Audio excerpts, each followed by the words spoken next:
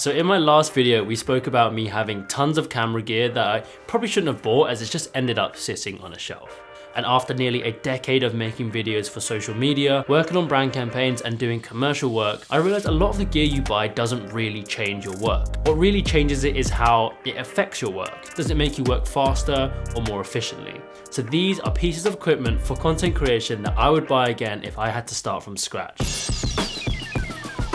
Not the latest pieces of gear or the most expensive, just the things that have made my filmmaking more creative or easier. Stay to the end for my favorite one. So let's jump straight in. Number one is a 35mm f1.4 lens. Now let me tell you, this is the only lens you need if you want to make things feel cinematic and professional. I honestly believe it's probably the most versatile lens you can have in your arsenal. It really does it all. Now the one feature that this lens has that separates it from other lenses is its f-stop and its aperture. This one is an f1.4, which allows a lot of light in and will also give you a really shallow depth of field, which is attributed to things feeling quite cinematic. This one in my hands is a Sony G Master version. It's for Sony cameras. It's super sharp and detailed. In my opinion, when you're using zoom lenses, they're not gonna be as sharp as a prime lens. And a prime lens is a lens that's a fixed focal length, and you also get a wider aperture, so you get a more cinematic look out of this lens. Now the one I am holding is a 24mm version, but it's pretty much the exact same format and kind of functions as the 35. I'm using the 35 right now to film, and you can kind of see how kind of creamy and crispy the shot is. It looks really, really nice. I just love the 35mm. In all honesty, as long as it's an aperture under f2.8, I think you're pretty good with a 35mm lens. Now here's what I love about this lens in particular.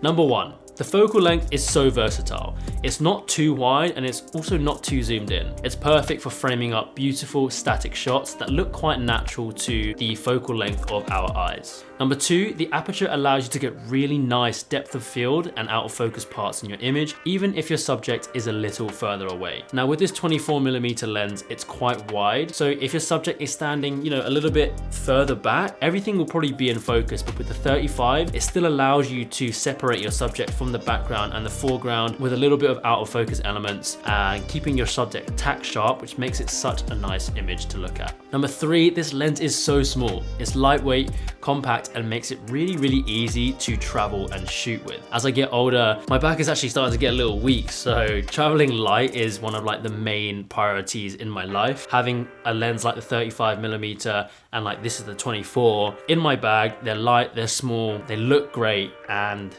yeah, it's just so handy to have such lightweight compact lenses. And number four, this lens has the aperture ring on the barrel.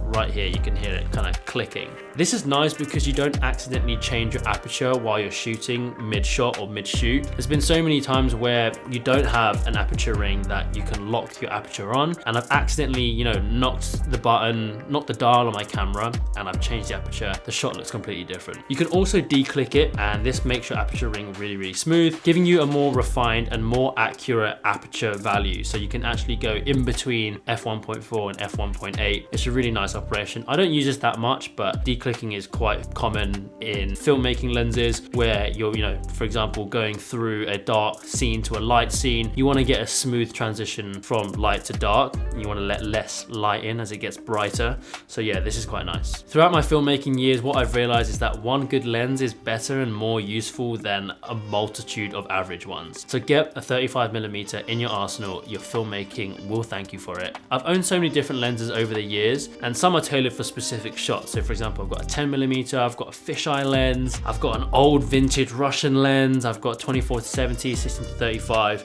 but I always come back to the 35mm, always. Number two is the DJI Mic 2s. They have DJI Mic 3s now and other ones, but if you're in the market for a set of wireless microphones, these ones are probably the ones I buy again. Great value. Now this video is not sponsored by DJI. I have worked with them occasionally, but I genuinely use these mics all the time. Good audio is one of those things that you don't really notice when it's good, but will immediately notice when it's bad. Imagine this video sounded this bad this whole way through. Even with a clean backdrop, nice lighting, doesn't really stop you from clicking off because you can't understand a thing I'm saying. Now, with consumer mirrorless cameras, the aux jack right here used to really annoy me.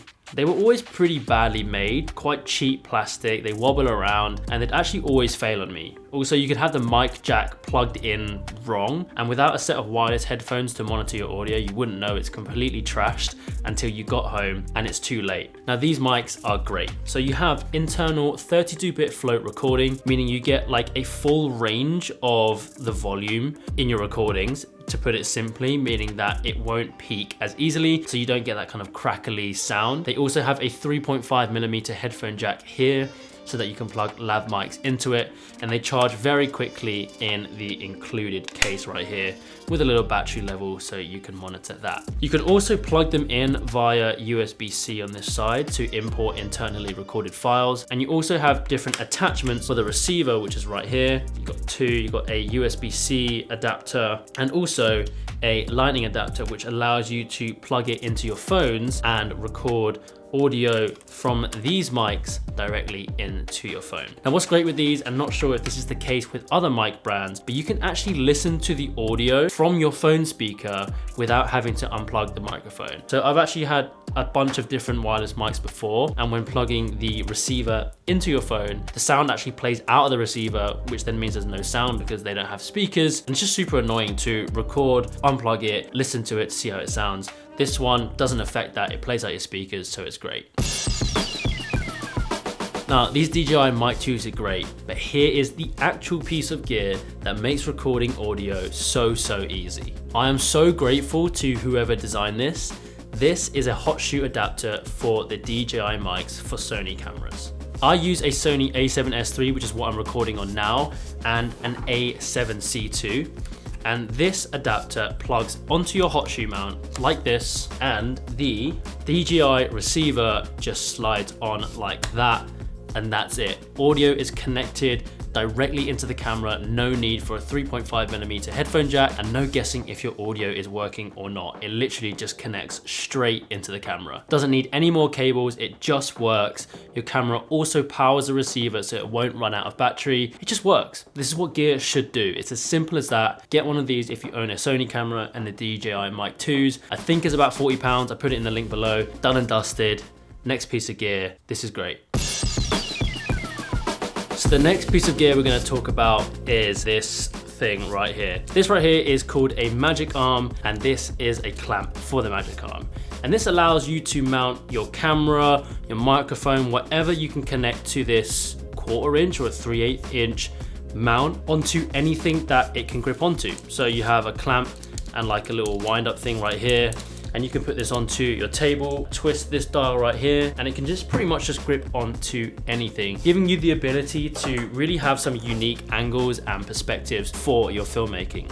It doesn't just have to be for a camera though. Right now I'm using one to attach my side monitor onto my computer. It's attached to a pole. Right now I'm also using it to mount my microphone recorder onto a C-stand. I've used it multiple times for cool POV perspectives where you can put your camera on this end and then you can clip like a phone onto the other end and you get some really cool locked off shots. It's really simple. You have 2 tightening arms to attach your camera onto, and then you can get it into the position you want by tightening this dial right here.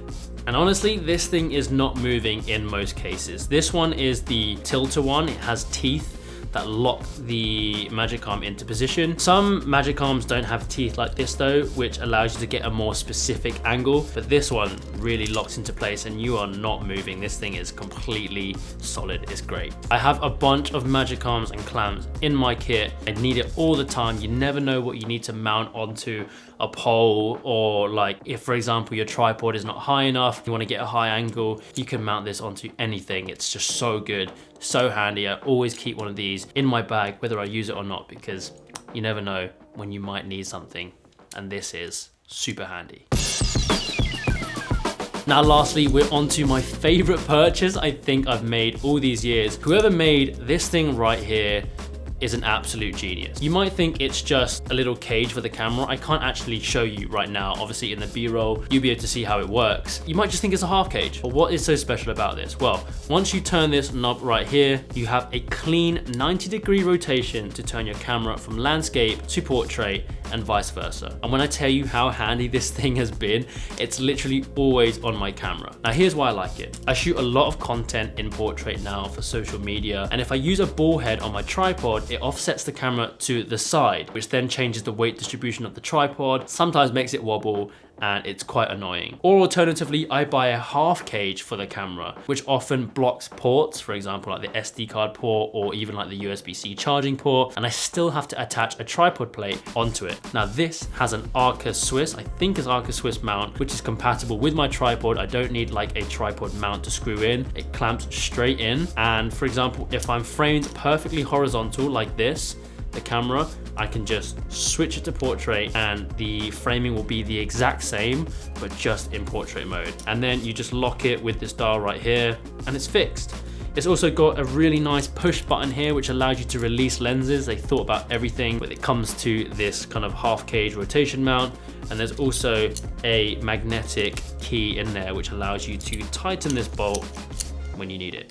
So handy. It's also not big and bulky and allows me to access all the ports that I need on the camera, including the battery bit, which flicks open like that, allows you to flick the door open. It's exactly what a piece of kit should be, kind of unobstructive, but super handy, and yeah, very useful piece of gear in my kit. The only thing that I can think that is annoying with this cage is that some aftermarket lenses don't fit inside this ring right here. The one lens that doesn't fit is the Laowa 10mm, and it's just the way that they designed the lens. It kind of gets really big after the mount on the camera. So that's quite annoying, but pretty much I think like 98% of lenses fit with this cage.